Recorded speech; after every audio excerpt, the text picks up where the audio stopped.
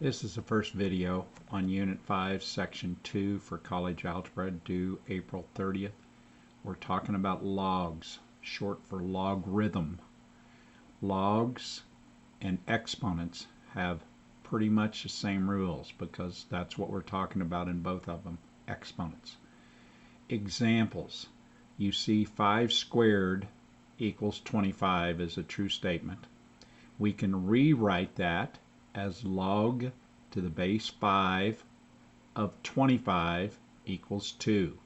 We've written it as a log statement. Second example, 6 cubed equals 216. Rewritten as a log statement, log to the base 6 of 216 equals 3, the exponent. Next example, 7 to the negative second equals 1 over 49. That's an exponential statement. We change it to a log statement as log to the base 7 of 1 over 49 equals negative 2. Notice how I'm reading that.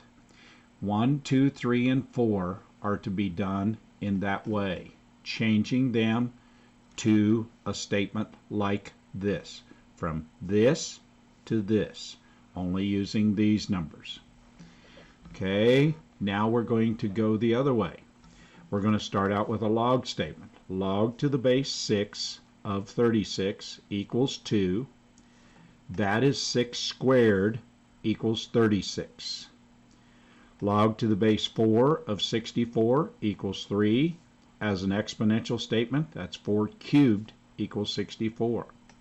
Log to the base 9 of 3 equals 1/2. Gives you 9 to the 1/2 power equals 3. Number 5, I went ahead and did these examples. Log to the base 5 of 625 equals 4 is the same as 5 to the 4th equals 625. Same way with 6 and 7. Then we can find the missing values in one of these statements, in these log statements, by changing it to an exponential statement. Number 8, log to the base 3 of 9 equals p. So from that statement, 3 to the p power equals 9. If at all possible, change both sides to the same base. In other words, 3 on both sides. 3 to the p equals, we change 9 to 3 squared. So therefore the p is 2. Get the same base on both sides. Number 10, log to the base 9 of 3 equals p. So 9 to the p power equals 3. So again, let's get both sides to the same base down here, 3. So 3 squared went in for 9. 3 squared went in for 9 with the p times it equals 3 to the first. So 2p equals 1, and so our p is 1/2. 1/2. Then number 12, log to the base 4 of n equals 2. So that means 4 squared equals n. N's by itself, so we just work out the other side, 16. 14, log to the base 8 of n equals 1/2. Means 81, I may have said something else, but it's 81 there. 81 to the 1/2 power equals n. That means the square root of 81 equals our n, so 9. Number 16, log to the base b of 64 equals 2. So that means b squared equals 64. So square root of both sides, 8 is our answer. Number 18, log to the base b of 1/8 equals negative 3. So b to the negative 3 equals 1/8. When I change this to a positive exponent here instead of negative, b cubed, well, what does it do over here? It inverts that to 8. So what number? Then we take the cube root of both sides. b is 2. Number 20 and 22, log of 124. That means base 10. You just put that in your calculator. With your calculator here, turn it on first, on, clear it. Then I hit this button here, log, and then that shows that. And then I put in 124 and hit enter. And then I have the decimal I need with the calculator. Number 22, I go with my calculator, log of 0.06.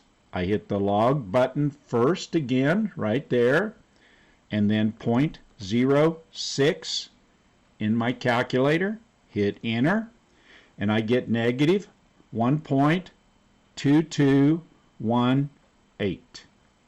Okay, it's the way with those examples there. Then 24 is another one where you can use a calculator. This one we use the natural log button right here, which means base E. Natural log, so I've got natural logs showing on my screen. I type in my number, 345, hit enter, and I get my decimal, and I round it off at 4 places. Number 26, I do the same thing.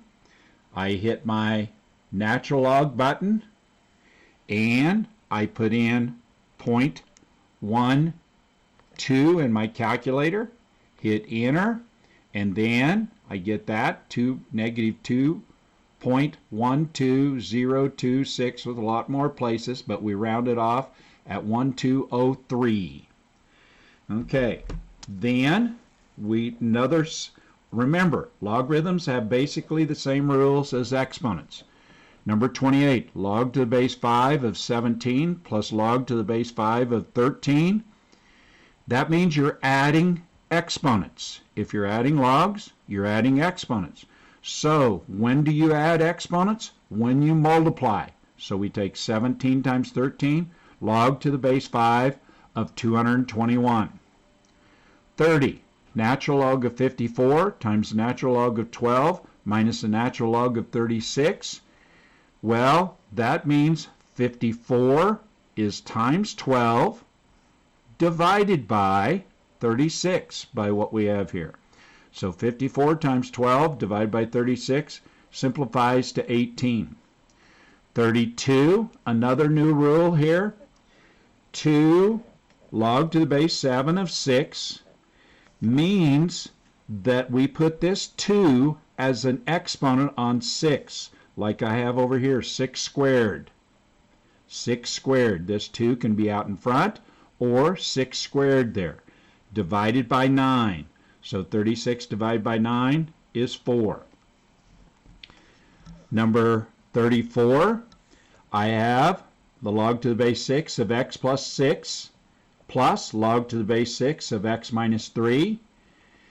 Since I'm adding those two logs, I can multiply those two numbers times each other, and with FOIL it comes up to x squared plus 3x minus 18 in parentheses. Okay, taking the log of the whole thing, you've got to use parentheses. Number 35, we notice we are subtracting the logs, so that means I divide x plus 5 into the x squared plus 3x minus 10. And always when you have a fraction like that, see if you can factor. And I factored the numerator, x plus 5, x minus 2, and therefore the x plus 5's cancel, and so it's just log to the base 9 of x minus 2. Then number 36, again, notice this 2 out in front can make it x minus 2 squared on logarithms. And then that's x minus 2 and x minus 2, this with FOIL. 37 and 38. Okay, 38. We have 2 log to the base, 2 log of x plus 1 plus log of x minus 1 minus log of x squared minus 1. So the x plus 1 is squared because of that 2 there. times, because of the plus, x minus 1, divided by x squared minus 1 because of the subtraction. So we get this, x plus 1 squared times x minus 1 over x squared minus 1, the log of all of that. Then try to factor anything you can.